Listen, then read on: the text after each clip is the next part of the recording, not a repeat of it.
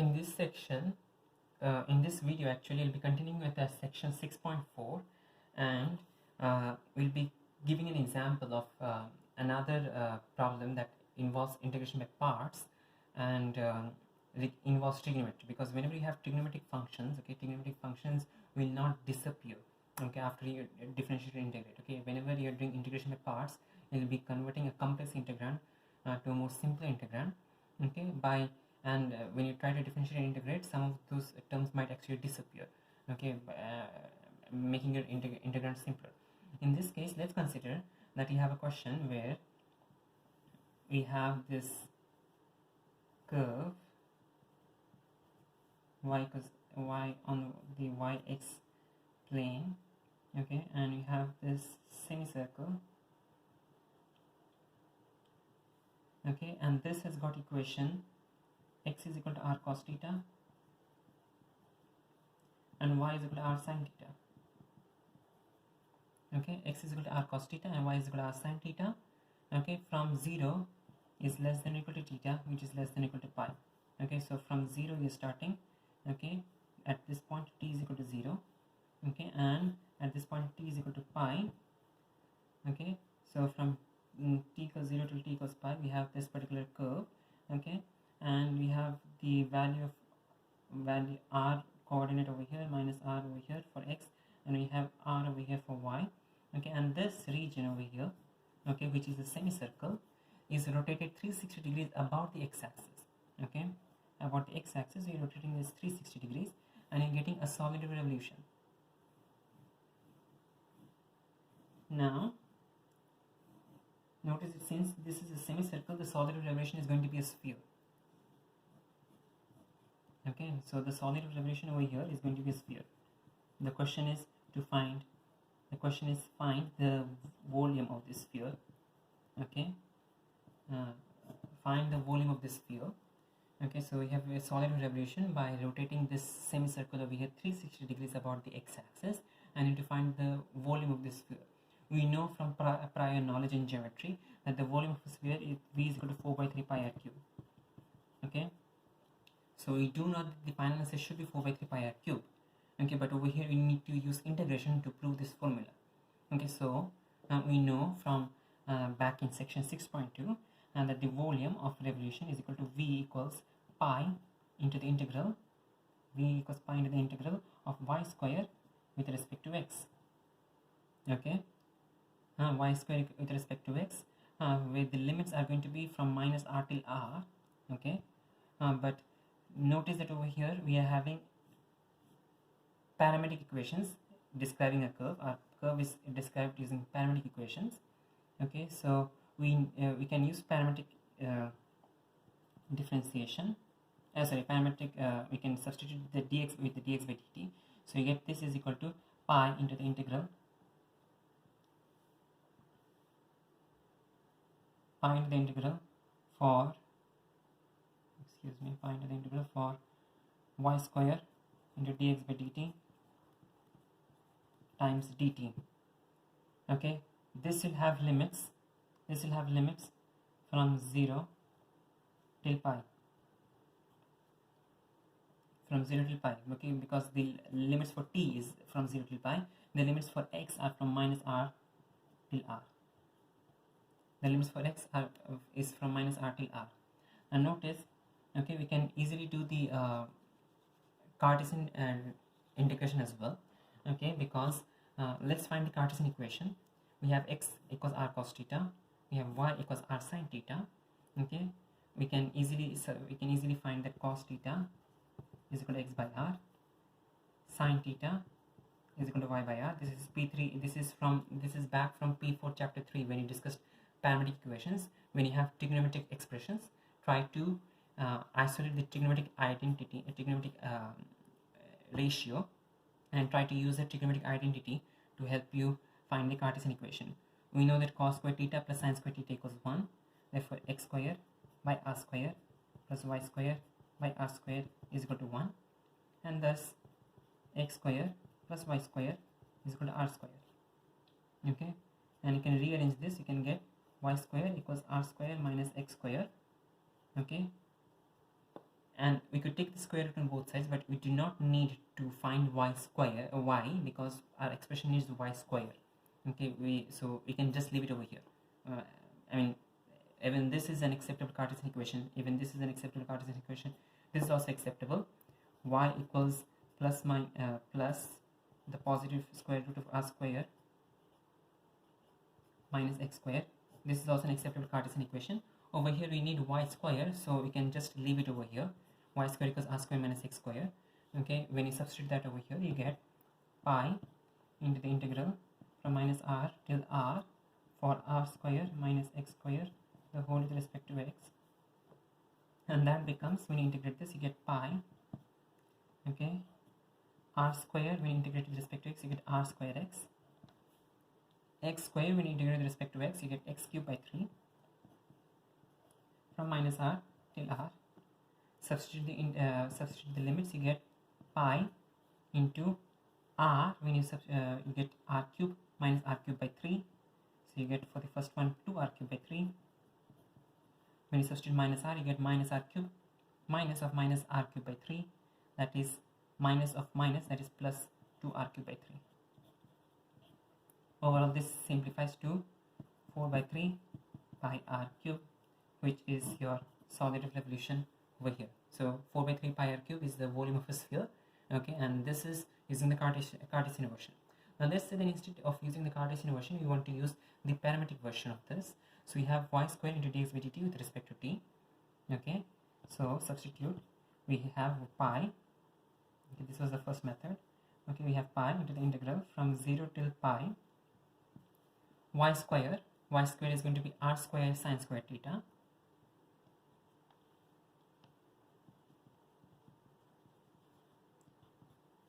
dx by dt, okay, from x equals r cos theta. If you want to find dx by dt, you'll find that it is minus r sine theta,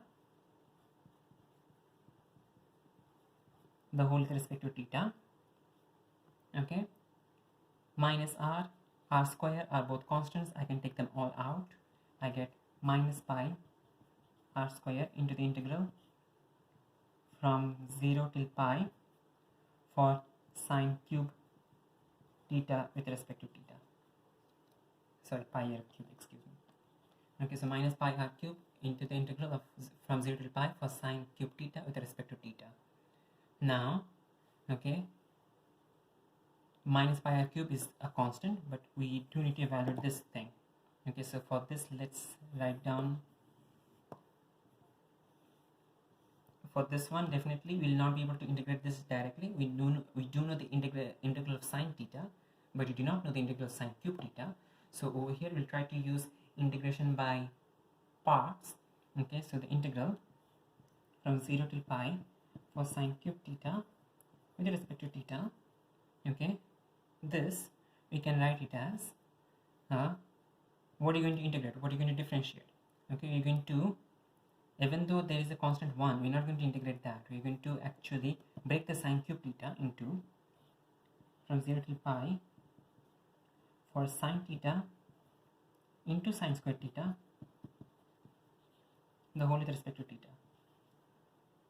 Now we are going to integrate the sine cube theta and differentiate the sine square theta. Okay, so sine cube sine theta into sine square theta. This will now become integrate the sine theta, you get minus cos theta. Sine square theta remains the same. Then you have the minus from the integration by parts formula, minus, and then you do integral. Again, integrate the sine theta, you get minus cos theta. So you have cos theta, and the minus copies down, so you get plus. Okay, sine square theta will will differentiate to give you 2 sine theta. So first differentiate the outer function, which is square, so 2 into sine theta, and then then multiply by the derivative of the function inside, which is the derivative of sine theta, which is cos theta, the whole with respect to theta. So again, okay, we had sine cube theta, we broke this down into sine theta and sine square theta. We integrated the sine theta, we differentiate the sine square theta. So the first step is minus cos theta, sine square theta. The first step is just integrate. Do not do the differentiation for the first step. For the second step, do both of them. So minus of minus sine theta become plus cos theta, and then the sine square theta differentiates to give you 2 sine theta into the derivative of the function inside into cos theta with respect to theta. So now notice that you have 2 sine theta into cos and cos theta will become cos square theta. Okay, so this is the same minus cos theta minus cos theta sine square theta plus, let's take the 2 out, we get 2 into the integral of sine theta into cos square theta.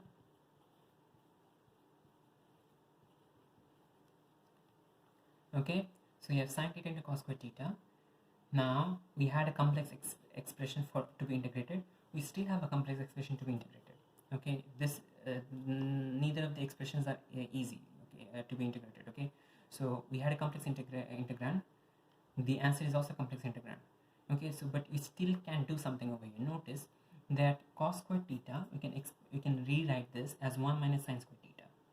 Okay, so if cos square theta is rewritten as 1 minus sine square theta, we will replace this by 1 minus sine square theta, and then we can multiply throughout. So we have sine theta, we have minus sine cube theta. So sine theta into 1 is sine theta, sine theta into sine square theta gives you sine cube theta. Okay, and then you can break it down. Okay, that you can break the integral down. So you have minus cos theta plus sine theta plus 2 times the integral of sine theta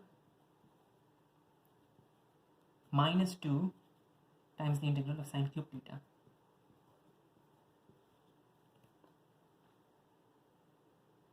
Okay, again we had plus 2, so this plus 2 and the 2 is the same, but the first term was sine theta into 1, so that is sine theta. The second term was sine theta into minus sine square theta, so that's minus sine cube theta. So we basically replaced cos square theta with 1 minus sine square theta, expanded the bracket, and then broke down the integral into 2 parts. Notice that sine cube theta on this side is the same as sine cube theta on this side. Okay, so you can take all the sine cube theta on the same side. Let's leave out the integral limits for the time. Okay, so let's take all the sine cube theta on the same side. So we have 1 sine cube theta with respect to theta. We have 2 sine cube theta with respect to theta. Let's take both of them to the same side. We get 3 into the integral for sine cube theta with respect to theta. This is equal to whatever we have over here, that does not get changed. We have minus cos theta. This is minus sine square theta minus cos theta into sine square theta plus 2 into the integral of sine theta. The integral of sine theta is minus cos theta, so this becomes minus 2 cos theta. Notice we now have the answer. Because we have 3, we can divide the entire answer by 3 over here, and we can get the answer. So let's multiply the entire answer by 3. Let's multiply the entire answer by 1 by 3, and we have an answer to the integral of sine cube theta. Now let's apply our limits. We had the limits from 0 till pi in a question, so if we apply the limits from 0 till pi, okay, we get the limit from 0 till pi will be apply the entire thing from 0 till pi. So let's copy down the 1 by 3 again. Okay, and then now in the bracket let's apply pi to this. If you apply pi to the first term, okay, if you apply pi to the first term, you have cos pi, which is minus 1, sine pi is equal to 0. So if sine pi is 0, in that case this entire term cancels out, so you have 0. Then you have cos pi is equal to minus 1, so minus 2 times minus 1 is 2 plus 2. We are done with pi. Now let's talk about 0. When you substitute 0, cos 0 is 1, but sine 0 is 0, so this term cancels out again. Okay, finally we have, when you insert 0 into this one, we get 0 into cos theta, cos of 0 is 1, minus 2 into 1 is equal to minus 2. Okay, now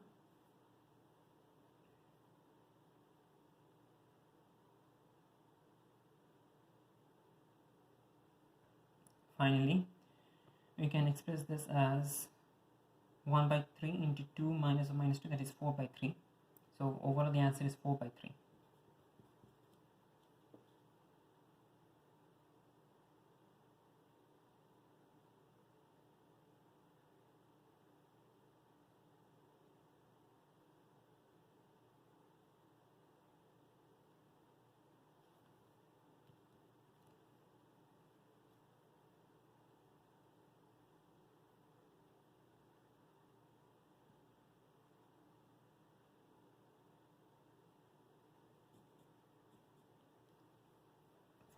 Now insert the answer back over here. We get minus pi r cube into the integral of from 0 till pi for sine cube of theta. So the integral of 0 till pi of sine cube of theta, we did this integration by part procedure and I got 4 by 3. So this is 4 by 3 and that is equal to minus 4 by 3 pi r cube. Now notice that the volume needs to be positive, therefore this is supposed to be V is equal to 4 by 3 pi r cube. The reason we got a negative answer was because we considered the integral from 0 till pi. Okay, so 0 is actually here, t equals 0 is here, t equals pi is here. So in other words, we moved left. Okay, so since we moved left, we got a negative volume. But since we have a volume to be calculated and volume is supposed to be positive, we are supposed to actually calculate it by moving right. In other words, the lower limit was supposed to be pi, the higher limit was supposed to be 0. Okay, and over here also we did, the error was made over here. So we had the lower limit minus r actually is corresponding to t equals pi, and plus r for x is corresponding to t equals 0. So we did the error over here. Okay, so this 0 and pi were supposed to be flipped. Okay, so if 0 and pi flips, in that case the sign over here is also going to flip and the answer is going to be a positive V equals 4 by 3 pi r cube. Okay, so again repeating, summarizing what we did over here, we had this curve over here. Okay, and we wanted to find the volume of revolution. In the easier method, we had to use Cartesian, we used simple Cartesian integration and we could easily find the answer. In the parametric method, method required us to use integration by parts. Okay, and definitely compared with the parametric method was more difficult, but in both the cases we get the same answer, 4 by 3 pi r cube.